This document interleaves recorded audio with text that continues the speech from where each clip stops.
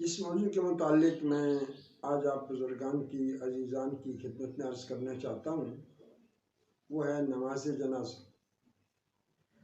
بنیادی طور پر جو چیز عرض کرنا ہے وہ نماز جنازہ کے وجوب کے متعلق ہے کہ نماز جنازہ واجب عینی نہیں ہے بلکہ واجب کفائی ہے کہ جس سماج میں ایک فوتگی ہو گئی ہے، ایک میت موجود ہے، وہاں کے تمام لوگوں پر اس کا غسل، کفن، جنازہ اور دفن یہ واجبات ہیں۔ اگر ایک معاشرے میں 1000 بندہ رہ رہا ہے تو اس 1000 بندے پر ان احکام کو بجا لانا واجب ہے، لیکن اس میں 1 یا 2 اٹھ کے اس واجب کو قائم کر دیتے ہیں، غسل بھی دیتے ہیں، کفن بھی دیتے ہیں، جنازہ بھی پڑھتے ہیں اور دفن بھی کرتے ہیں، تو باقی تمام کی گردن سے یہ وجوب ساقط ہو جائے گا۔ تو بنیادی طور پر نماز جنازہ واجب کفائی ہے۔ دوسری بات جو عرض کرنا چاہتا ہوں وہ یہ ہے کہ نماز جنازہ کی شرائط میں طہارت شرط نماز نہیں ہے۔ تمام نمازوں میں طہارت شرط ہے بطور مقدمہ داخلی۔ جب تک آپ مشغول عبادت ہیں آپ کو باوضو ہونا اور طہارت ہونا شرط ہے، لیکن نماز جنازہ میں بطور مقدمہ داخلی یا شرط داخلی طہارت شرط نماز جنازہ نہیں ہے۔ اگر خدا نخواستہ ایک وقت ایک انسان کے سامنے جنازہ حاضر ہے اور اس نے وضو نہیں کیا تو اس کے باوجود بھی وہ نماز جنازہ میں شرکت کر سکتا ہے۔ تیسری چیز جو عرض کرنا چاہتا ہوں وہ یہ ہے کہ نماز جنازہ میں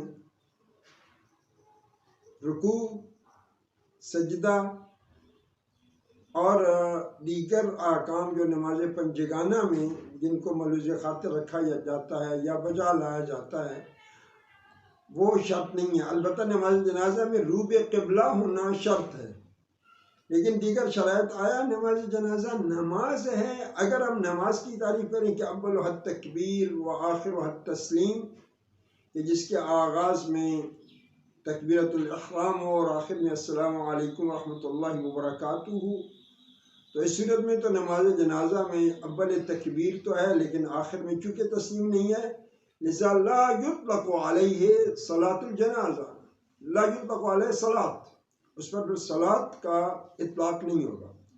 لیکن واقعہ ہم تو تبسن و مجازن اطلاق کے لفظ صلاۃ اس پہ کیا جاتا ہے اور اس میں کوئی حرج بھی نہیں ہے۔ تو واقعہ اس میں شرائط نماز، رکوع و سجدہ یا دیگر شرائط اس میں موجود نہیں ہیں۔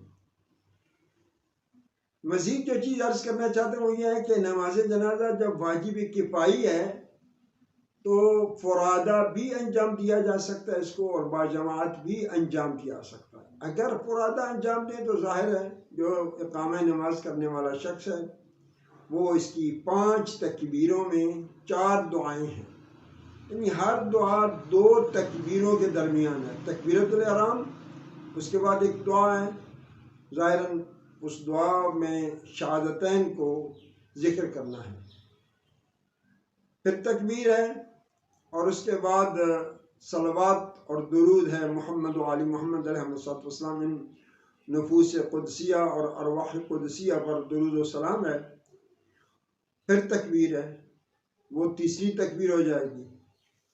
اس کے بعد پھر دعا ہے،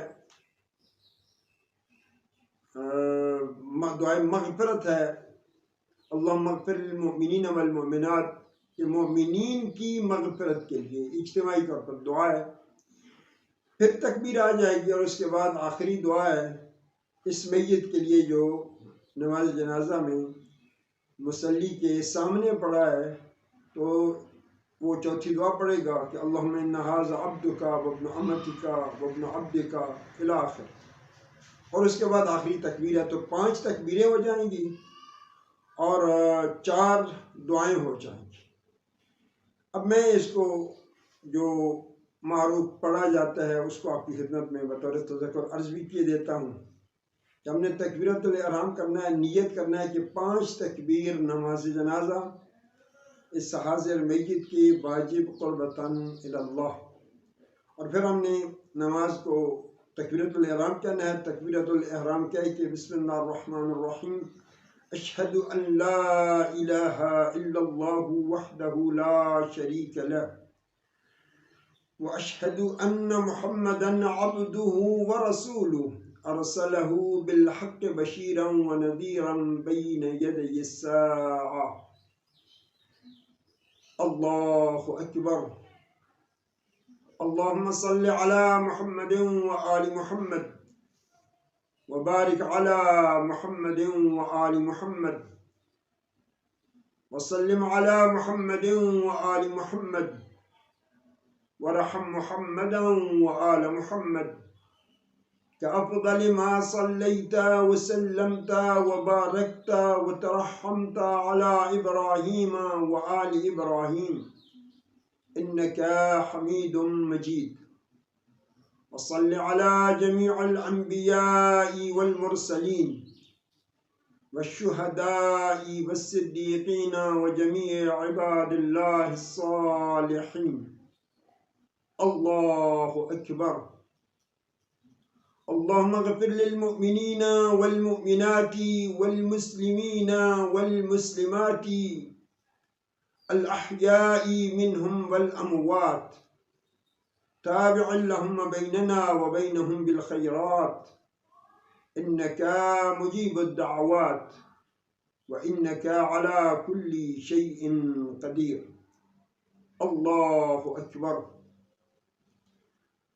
اللهم إن هذا عبدك وابن عبدك وابن أمتك نزل بك وأنت خير منزول به، اللهم إنا لا نعلم منه إلا خيرا وأنت أعلم به منا، اللهم إن كان محسنا فزد في إحسانه وإن كان مسيئا مذنبا فتجاوز عن سيئاته واحشره مع النبي الكريم أهل بيته الطيبين الطاهرين المعصومين، اللهم اجعله عندك في أعلى عليين واخلف على أهله في الغابرين وارحمه برحمتك يا أرحم الراحمين۔